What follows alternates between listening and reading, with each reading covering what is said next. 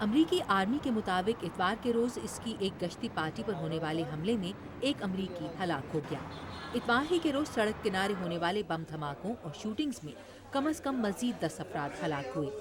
حالیہ برسوں میں فرقہ وارانہ فسادات میں بڑی کمی کے باوجود بم دھماکے اور خودکش حملے اب بھی عراق میں روز کا معمول ہیں۔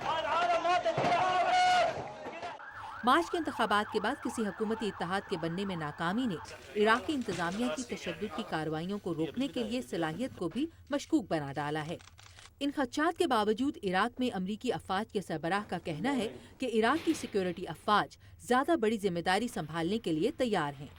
I think we'll see some first steps. میرے خیال میں 1 ستمبر تک حکومت سازی کے لیے ابتدائی اقدامات نظر آئیں گے، تاہم ہمارے اعداد و شمار کا انحصار اس پر نہیں بلکہ عراقیوں کے استحکام کو قائم رکھ سکنے کی صلاحیت پر ہے، اور میرے خیال میں وہ اس صلاحیت کو پانے کے نزدیک ہیں۔ وائٹ ہاؤس کے مطابق امریکہ اگست کے آخر تک عراق میں اپنی جنگی کارروائیاں ختم کر دے گا۔ صدر سیکیورٹی کی مستقل بہتر ہوتی ہوئی صورتحال سے مطمئن ہیں۔ لیکن عراقی فوج کے اعلیٰ ترین عہدیدار لیفٹیننٹ جنرل باباکیر زباری کہتے ہیں کہ ان کے ملک کی افواج کو سن 2020 تک امریکی افواج کی عراق میں موجودگی کی ضرورت ہے۔ ابھی تو 50,000 امریکی فوجی ہیں، لیکن اصل مسئلہ 2011 کے بعد شروع ہوگا۔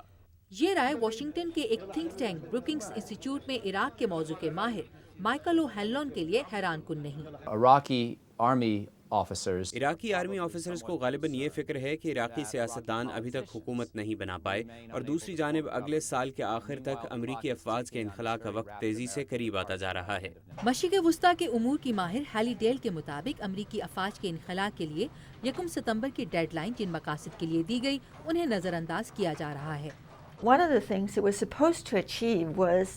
اس کے بڑے مقاصد میں سے ایک عراقیوں کو اپنے پیروں پر کھڑے ہونے کے قابل بنانا، ان سے ایک حکومت بنوانا اور عراق پر اپنا قبلہ درست کرنے کے لیے دباؤ ڈالنا تھا۔ یہ سب نہیں ہو رہا۔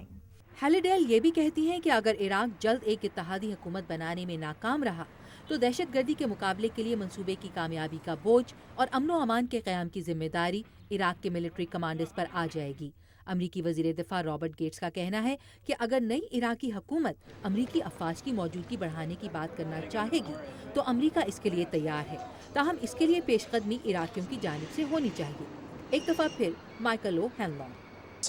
امریکہ کی یہاں موجودگی کو پسندیدگی کی نظر سے نہ دیکھے جانے کا تاثر عام ہے، اور یہ کہ ہمارا یہاں سے چلے جانا بہتر ہوگا، یہ ایک سیاسی حقیقت ہے۔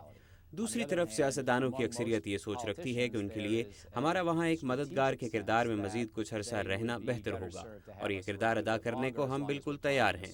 مائیکل او ہینلون یہ بھی کہتے ہیں کہ اگر امریکیوں کا عراق میں کوئی رول باقی رہتا ہے تو امریکی افواج عراق کی فضائی قوت کی مضبوطی، بری افواج کی تربیت کے کام کو جاری رکھنے اور مختلف فرقوں کے درمیان اعتبار پیدا کرنے میں مدد دینے کے لیے تعاون مہیا کر سکتی ہیں۔ عائشہ خالد، اردو VOA، واشنگٹن۔